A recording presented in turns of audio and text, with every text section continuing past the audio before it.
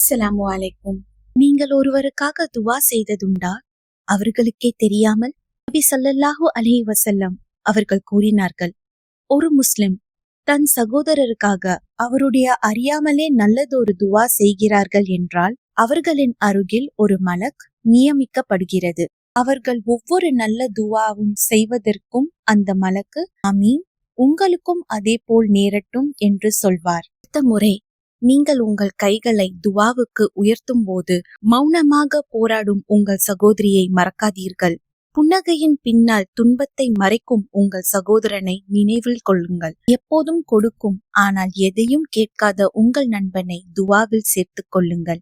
ஏனெனில் நீங்கள் அவர்களுக்காக துவா செய்யும் போது மலக்குகள் உங்களுக்காக துவா செய்கிறார்கள். உங்கள் துவா ஒரு அன்பு நிரம்பிய பரிசாக இருக்கட்டும். அது மலக்குகளால் சொர்க்கத்திற்கு எடுத்துச் செல்லப்படும்.